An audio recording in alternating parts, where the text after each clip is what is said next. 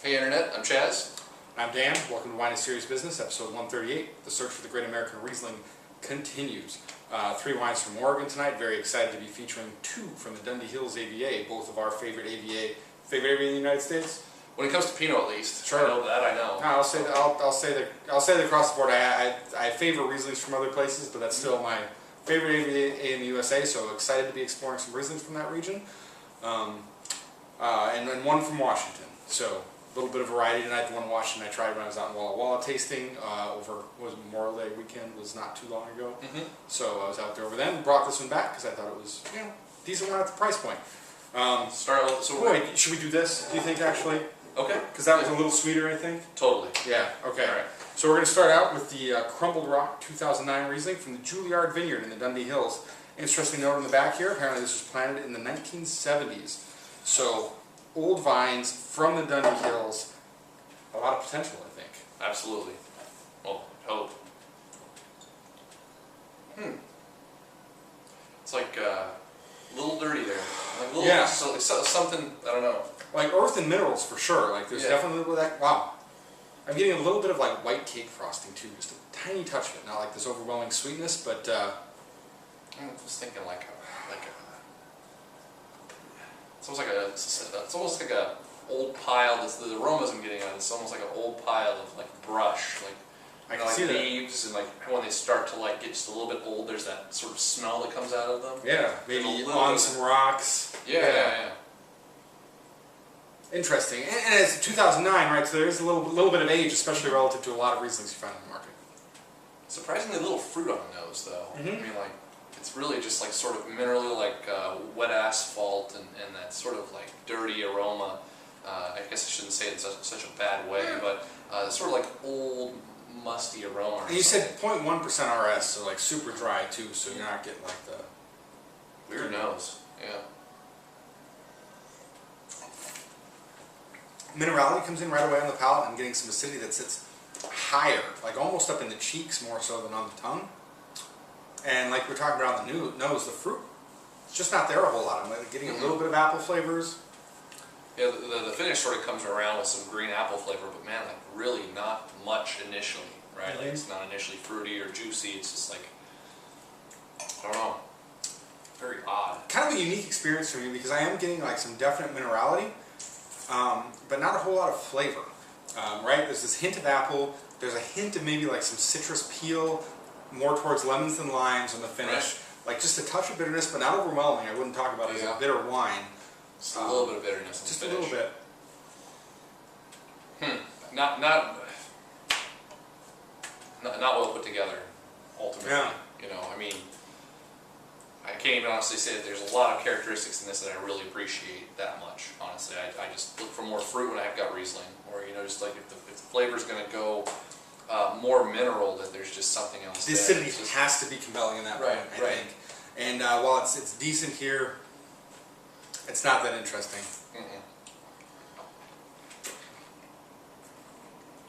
78 points. Yeah, it's kind of tough, right? Like old vine Riesling from an AVA I like. Yeah. I was kind of looking for more, but I don't know. At this bottle at this age, it's not really there. I'm going to take it up a little bit. I'm going to go to 81, mostly because I'm kind of intrigued by the minerality. I see some potential here, and I think with a little more fruit. I'm curious to try one that was like brand new on release, maybe with a little more fruit. This would strike me a little more, but where it's at right now, just not feeling it. So, you know, drinkable and decent, but I'm looking for more. Well said. Let's move on to wine number 2. This is the Mad Violets 2011 Riesling from Willamette Valley designate, but it says a lot of it's from the Marsh Red Hills Vineyard, so mostly Dundee Hills fruit. Nice. I'm suspicious since it's designated Willamette Valley instead of Dundee Hills that it's maybe blended back with a little bit of something else, but can't tell from the label. So pretty label too. I'm sure you saw the picture up there. I kind of like how that looks. Purveyors of luxury. That's a little.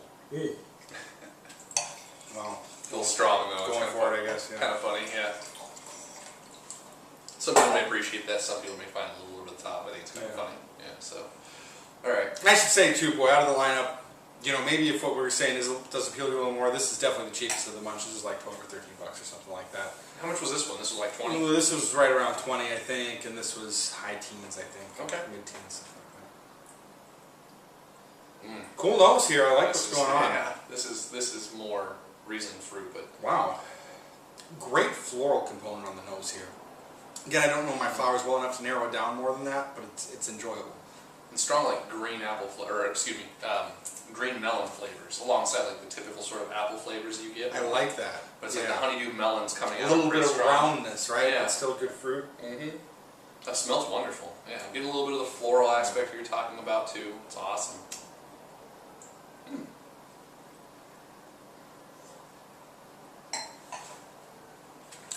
Nice mouthfeel on entry.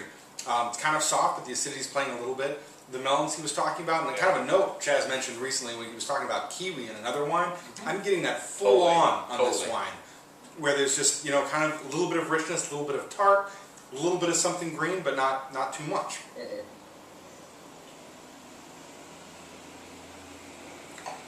Yeah, the kiwi apples thing is going on strong. That's awesome. And the kiwis bring a nice feeling of roundness in the middle of the palate. And that lends to some tartness on the finish too, right? Like it sort of turns almost a little sour in the finish, which I like quite a bit. It's like it's fresh kiwis. Nice. I don't know. And it's a little too much for me on the finish. I'm going to say like maybe the kiwi's not quite ripe, and so when you're biting into that center part, it's a little tougher. Maybe a little bit of a little more lemon peel than you kind of like at the end. It takes away a little bit for me, like a little bit of sourness that kind of lingers on the finish. The acidity feels good. The roundness in the center of the palate is really nice, and the floral component in the fruit on entry I really like. But overall, I like it, and more important, I think there are some really cool things going on here, and I really look forward to trying this over future vintages too, because this is definitely showing like cool potential, cool characteristics that, you know, that are really close to coming together to being something I'm super excited about. So as it stands right now, I'm going to go 86 points on it, but the nose alone, like if you're kind of a Riesling nerd or you're interested in what's going on in Oregon, definitely worth checking out a bottle just to see what they're bringing out of the Dundee Hills. It's cool. I like this quite a bit more. Nice. And with the finish, like he was talking about, the sort of sourness, it distracts a little bit. Sourness sort of reminds me of like if you got like an underripe grape. Like I don't know, when I was young, I had a grape arbor in the backyard. Always had Concord grapes. Go out there and pick them, and you were always like, when are they going to get ripe? And you were eating them when they were too young, right?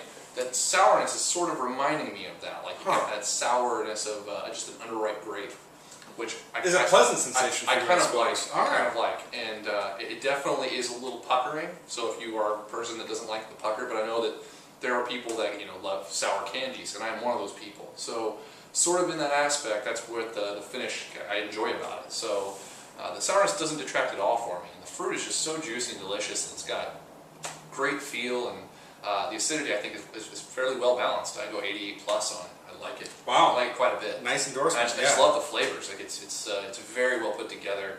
It's delicious. So.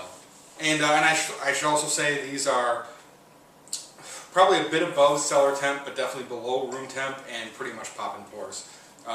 So yeah, they are a bit warm. Showing a little bit warmer than most people really drink Riesling, but I wouldn't call them warm wines. I like them quite a bit. No, they're not warm. A little bit of a rinse here. Now we're moving to Washington State. This is the Jack Riesling from 2010. This is kind of like I don't know if it's a second label or a side project from Savaya. What's this Savaya right on the label? Yeah. But anyway, like another brand related to them. Yeah, and they pour out of their tasting room. That's how I discovered it. See, I've had their Syrah before. Was happy with it. So yeah. Just when I was out tasting, I was like, you know what? This is nice. This is. At the time, didn't really feel it was a game changer, but on the same hand, I totally felt it was worth talking about. What was your favorite place that you tasted in Walla Walla? That was tough, boy. So, where did you have the experience? I would say, like, I think Rasa takes the cake. But interesting guys, fun to talk to, and now that I have some familiarity with their wines, right, you have a little bit more emotional attachment with stuff you already know, and that's true wherever you're drinking wine, right? Absolutely. Yeah. But really like stuff from Rasa. stuff from the Long Shadow Project, and they make good wine. stuff from Waters. I guess made the. I haven't had Waters wine in a long time. Made the top impression, and that was later in the day for me. I'm going to give a shout out, the Forgotten Hills Syrah, that whatever the current release is. Man, I should know the vintage, but I don't. But man, that was a great wine. So wow. Anyway, okay. yeah. You scored on Salt Tracker?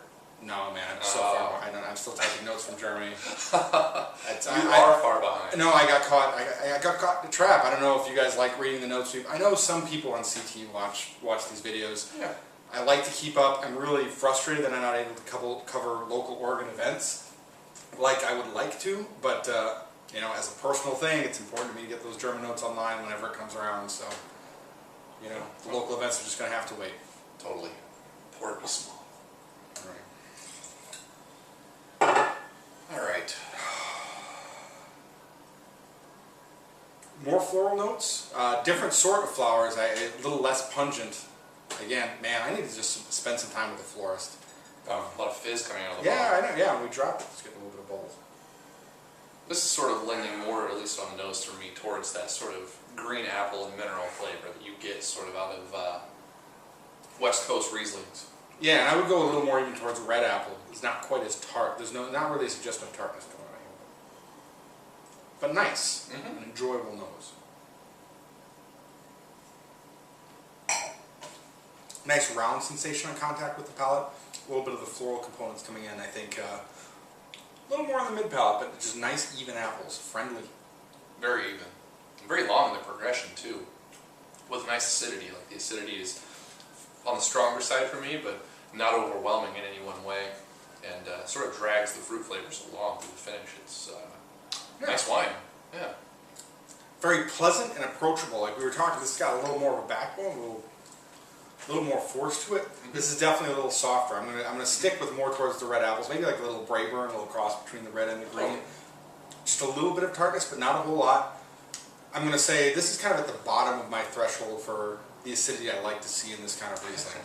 There's enough there that it gives just a little bit of dryness, keeps the fruit a little bit elevated, but it's not really making you pucker, right? It's not drying on the mouth. It's not giving like an intense drying sensation. Just enough to keep it balanced. And the fruit flavors are pleasant. Not incredibly complicated. You know, a little bit of those floral flavors are enjoyable. When we pre-tasted these, this was just a little bit colder. Yeah. And the acidity was coming across less. Now that it's a little bit warmer, I'm getting more acidity off of it. It's coming off a little stronger. And I find it more balanced to the fruit now than I did before. Yeah. But yeah, it's, I don't know. Whereas the Met Violet's kind of got a lot going on. It's really interesting. This is just more straightforward, delicious Riesling that we see often, right? I would say it's good, it's delicious, but it's not anything outside of what the norm is for Northwest Riesling. I think it's a good representation, and I think even particularly Washington, that's been fun as we've been doing this more. Like I do think this is more representative of Washington Riesling as opposed to Oregon Riesling. A little more of the red apple flavors. Okay. Well executed, enjoyable, and you know what? And it's consistent from start to finish. It's tough for me, man. I'm gonna take the 87 points. Yeah, that's where I'm gonna stand on it because it's consistent. It delivers. The flavors are enjoyable. It's nice. I feel the same way, but I feel a little bit less about it. Sure. I just it's sort of just a normal Riesling for me. But nice flavors. There's nothing wrong with it at all. But there's nothing that's really that exciting about it for me. 85 points. So nice. And all in all, right? So nothing's really changed in the game for us tonight. No. But That Violet's a cool wine though. at least I like two that. we're happy about, and again excited to see that people are making nice, solid Rieslings, and that's only going to develop, right? Getting familiar with with the fruit, with the vineyards, Totally. what can be done as that expertise develops, as that familiarity with the vineyards develops. I mean, people talk about that even with Pinot Noir, right? Like producers from Burgundy come over and like, well, some of your oldest vines are 40 years old. Well, you're just starting to get an idea of where this is going to go. And so, right, like the winemaking culture is a decades long, it's a very long process. So I'm excited to see people putting effort and intent into making solid Riesling, and I'm excited to see where these go in the future. It's exciting. Yeah. Question of the day. Chaz was just telling me that he hardly ever uses his PC anymore. He's entirely moved to the iPad. It really is weird. Let's say, I want to say, like, hypothesize that, boy, this is getting into, like, nerdy tech stuff, but I know some of you out there care about this. If you could get a high-end, like, top-end modern tablet for free, be it the iPad, be it one of the, kind of the PC versions that are really starting to hit the market right now, if you could get one of those for free, do you think you would spend more than 50% of your time on that tablet as opposed to your PC? I'm really curious to see. I don't think I would. I think I still like a lot of my desktop applications. I'm kind of attached to my desk environment. I don't think I'd get away from it. Let me say though, I had that exact response before I used the iPad. Wow. So, yeah, it completely changed the way I use a computer. Crazy. It's weird. Like, I'm like, oh, you know, I've got my dual screens on my computer, I've got my IRC windows, I got all this stuff that I need to have. And you have for like 15 years, right? Like, Yeah, no. On the bill. I've been on the internet since '94. Yeah. Right? Like, I've been a computer geek since '94, and 99% of my computer usage now is done on the iPad. Fascinating. The world's changing. We'd love to hear your thoughts on it. Thanks for watching Why Serious Business. See you next time. Yeah, thank you guys. See you.